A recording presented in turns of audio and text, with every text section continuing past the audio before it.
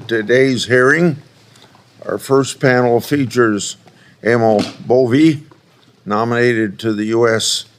Court of Appeals, Third Circuit. Then on panel 2, we'll hear from 4 district court nominees: Ann Lee Gaylord Moe, Kyle Dudek, Jordan Pratt, each nominated for the Middle District of Florida, and Edward Archall, nominated to the Southern District of Florida.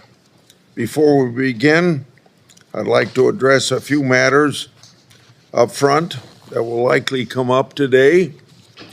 First, Mr. Boie has been the subject of an intense opposition campaign by my Democratic colleagues and by their media allies. While it's fair to criticize a nominee, I think that this committee owes this nominee a fair shake and respect at this hearing. This is hardly the first time this Congress that we've come into a nomination hearing against a backdrop of breathless claims that one of President Trump's nominees is uniquely unqualified or unfit. Notwithstanding the noise, this committee gave those nominees a fair hearing, weighed their qualifications, and ultimately considered them on their merits, not on media portrayals. This committee will do the same thing for Mr. Boie. Second, as a senior attorney in the executive branch and as a former attorney in private practice, Mr. Boie may be bound by recognized privileges such as executive privilege, deliberative process privilege, and attorney-client privilege. This committee will respect those protections, not as a courtesy, but because the law demands it. Third, I'd like to note that some of the rhetoric aimed at Mr. Boie by the media and even by members of this committee has crossed the line. One member of this committee called Mr. Boie, quote, coward and a fool, end of quote. This sort of language, this sort of personal tact is just not appropriate and cheapens the process. I'd like to admonish my colleagues to follow Senator Welch's advice from last week's hearing not to, quote, turn debate into personal accusations of motivations, of cover-up, of conspiracy, of bad character, of demeaning folks who disagree with us. We will get nowhere with that approach, end of quote, common sense coming from Senator Welch. Turning every nominee into a political punching bag isn't advice and consent. It's smear and obstruct, and that's not a distortion of the constitutional design. It is a distortion. Now, if my Democrat colleagues want to talk qualifications, let us not forget the nominees that they rubber stamped during President Biden's administration. I want to start with Charnel Bykengren, who came before this committee with absolutely no federal court experience and couldn't answer a basic constitutional question. Even the press said it was a disaster, but she received the support of each member of my Democrat colleagues. Or Nancy Albaudin, nominated to the 11th Circuit. Her background with a group that labeled Republican senators, quote unquote, white supremacists. made her one of the most divisive nominees we've ever seen. She received the support of every one of my Democrat colleagues.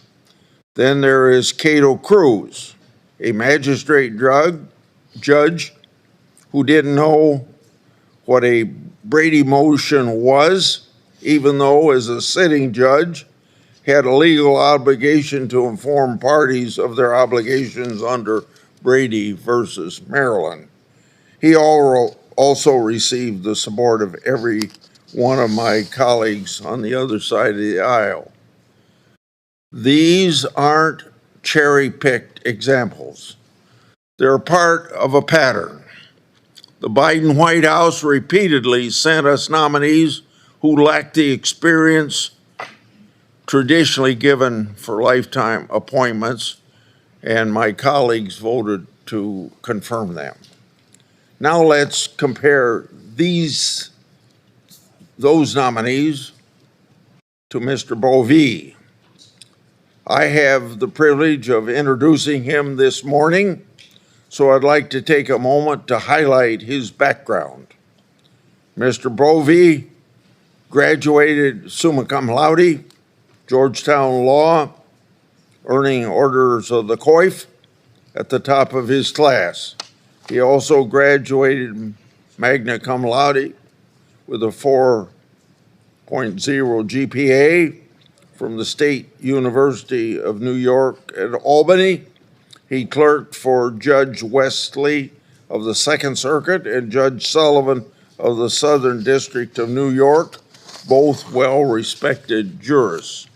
Mr. Boie spent nearly a decade as a federal prosecutor, taking on national security and narcotics cases. This high-stakes work demands sharp legal judgment and steady resolve. Day in and day out, he was in the trenches, putting terrorists and drug traffickers behind bars. He helped bring the Chelsea bomber to justice, the same terrorist who planted bombs across North Carolina and New York, injured dozens of Americans, and shot New Jersey police officers before he was captured. Mr. Boie wasn't just reading reports.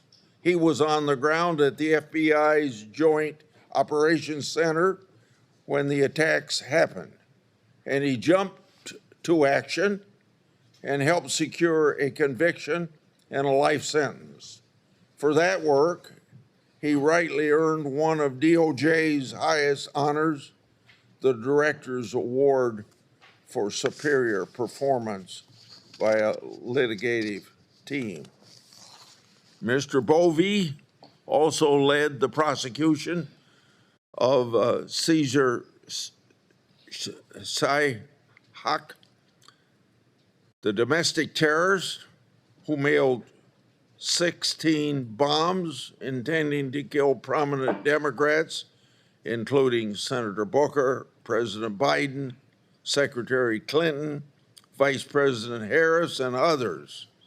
Mr. Boie also prosecuted another pipe bomb terrorist, a Hezbollah operative, and an FBI employee accused of spying for China. Now, these are not theoretical threats. These are real national security cases, and Mr. Boie took them head on. Mr. Bovie's colleagues praised his tenacity, his legal skill, and his principled commitment to the rule of law. And it's not just words. 36 former senior Justice Department employees and 20 state attorneys general have sent letters supporting his nomination. They know firsthand what kind of a lawyer and a public servant Mr. Boie is. But his excellent credentials do not end there. In private practice, He represented clients at all levels of the federal court, including briefings before the Supreme Court, and now he's in one of the most senior legal roles in the Justice Department. Put very simply, Mr. Boie checks every box: academic distinction, federal clerkships, complex trial and appellate litigation, senior Justice Department leadership. His experience isn't just sufficient, it is very exceptional. He's also served the people of the 3rd District, both as a federal prosecutor prosecuting their safety and in private practice representing their interests. He lives in the circuit. He's practiced in the circuit. I've heard complaints about the lack of consultation, but let's set the record straight.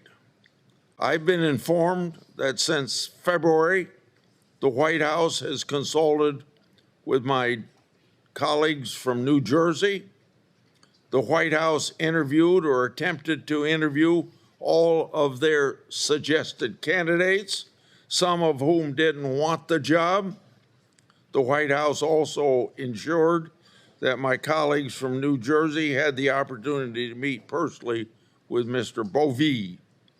And even when consultation happens in good faith, as it did here, opposition doesn't automatically carry a veto. The committee's recent practice makes that clear, that home state opposition doesn't disqualify a nominee. And let me give you some recent reminder of that. Just look at what happened with the 6th Circuit last year. Every Democrat on the committee voted to advance Kevin Ritz, even after allegations and evidence of prosecutorial misconduct surfaced. This happened over the objections of both home state senators from Tennessee. There have been several others as well. Embry Kidd in the 11th Circuit, opposed by Florida senators. Carla Campbell to the 6th Circuit, opposed by the Tennessee senators. And Ryan Park to the 1st Circuit, opposed by North Carolina senators. Which brings me to another point. Let's not pretend that nominees with ties to the president are somehow suspect. The Biden administration didn't hesitate to nominate vocal partisans like Dale Ho, who attacked Republicans and dismissed conservative legal thought entirely. If Democrats could look past that, they can give Mr. Boie a fair hearing. Once again, we see a double standard. The qualifications of President Trump's nominees are ignored by the same voices who rush to confirm less qualified and often overtly partisan nominees during the last 4 years. It's time to hold everybody to the very same standard. The breadth of support Mr. Boie has earned from the legal community affirms what his record makes clear. He has a deep command of the law and a steady commitment to public service, not political agendas. He's ready to serve on the 3rd Circuit with distinction.